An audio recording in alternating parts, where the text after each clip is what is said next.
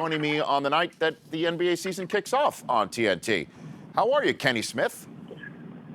My favorite show, favorite dude. What's going on, Rich? How are you, Kenny? How you been? I'm good, man. You know, it was all good a week ago. I was on the beach. Now I'm back in the grind. Yeah, it starts tonight. Cavs at Bulls. Is it true that the president is going to be at this game? Kenny, are you hearing that? Well, he called me the other day. Yes. And I was telling him this would be a good game for him to show up to. Okay. You left him the 2 tickets, right? Yeah. You left him the 2? No. I just told him meet me at the back. I'll get him in through the back.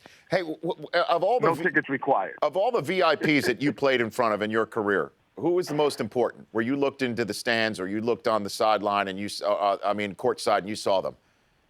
Who was it be? Well, obviously, in terms of celebrities, parents are always first. Looking up, seeing pops in the stands is always sure, because I know where we came from and what we did. I love it. But I would say the best thing was probably Denzel, only because he was like the first celebrity that we were playing in the Great Western Forum at the time, and so the ball goes out of bounds, and then he grabs it, and I grab it from him, and he's like, "Hey, Kenny, man, stop killing us." So I'm like, oh, man, Denzel Washington knows who I am, right?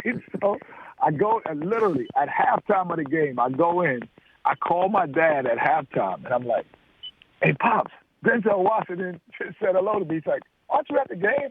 I'm like, yeah, but during the game, he said hello to me. He's like, I can't believe he knows me. He's like, what do you think he does on a movie set all day? Watch basketball. He knows who you are. Get your butt ready to play the game. I love it. So Denzel Washington was my guy. Called at halftime. I love it. When he was hitting the button, said hello. That's right. LaFrac City's finest, Kenny Smith, joining me here on the Rich Eisen Show. So is it the Cleveland Cavalier clear path, do you think, to the Eastern Conference Final again? Who do you think would be standing in their way, Kenny? I mean, they have the most talent without question. I mean, by far the most talent, But the problem is they haven't been proven healthy, and everyone says, oh, if they had everyone last year, they would have beat Golden State. I don't buy into that because LeBron was playing at such an exceptional rate when they left. He started doing those things. When they were there, he wasn't playing at that level, and I thought he was deferring a little bit. So I'm not sure if they would have beat Golden State last year. So I have to see that team all together. But without question, the most talented team in the East from top to bottom. And what do you think out West with Golden State's chances to repeat or even just get back to the finals this year, Kenny? 8 out of 10. They got an 80% chance. I would say what knocks them down, too, is obviously what San Antonio has done to me. They've elevated their personnel. And, I would just think that with that type of personnel with Popovich and having the ability to rest Tim Duncan for 4 or 5 games and insert David West into the lineup, just gives them, the clear favorite to me. And then just the overall health of the West,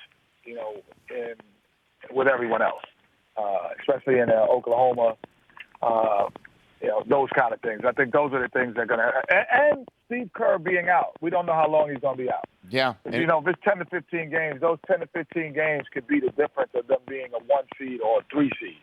Especially since the team they play tonight, Alvin Gentry is their coach in the New Orleans Pelicans, and that would be the guy that would take the reins, obviously, for Steve Kerr if he was still on their bench right now. So you think that Kerr and a coach being out for the first maybe month of the season would be enough to be a difference maker come April, May, and June, Kenny?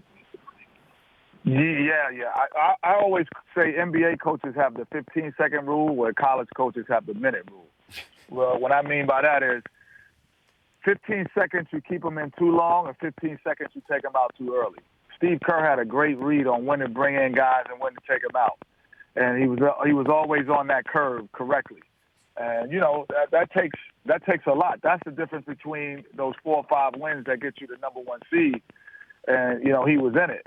College coaches got a little longer because the game is different. But if you don't make those right decisions in those 15 seconds, those cost you those 4 or 5 wins would get you, to me, into that 1 seed. And him not being there, that could be detrimental. Kenny Smith of the NBA on TNT joining me here on the Rich Eisen Show. Give me some surprise teams or teams that were on the cusp of the playoffs or barely made it last year for whom the momentum will take them into contention this year, Kenny.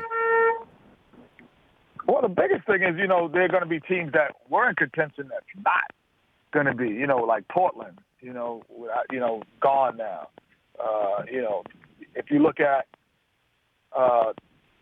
surprise, I don't know if New Orleans would be considered a surprise. On that regard. Washington, I'm still not 100% sold on them. I think they're too inconsistent. They're the type of team that wins 7 in a row and then loses 4 in a row. They can't go 8-2 consistently throughout the year. Chicago is back, into where they want to be, but with a rookie coach, that 15-second rule might apply. Indiana's going to be interesting. That's the team I'm really most waiting to see, moving Paul George to the 4. They're going small ball, no more Hibbert in the middle.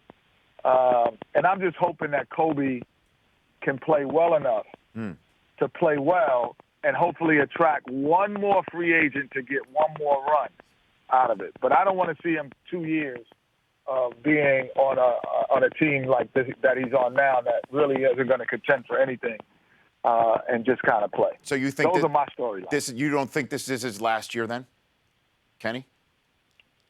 Kobe? I don't think if it's his last year, if he's able to, be Michael Jordan of the Wizards.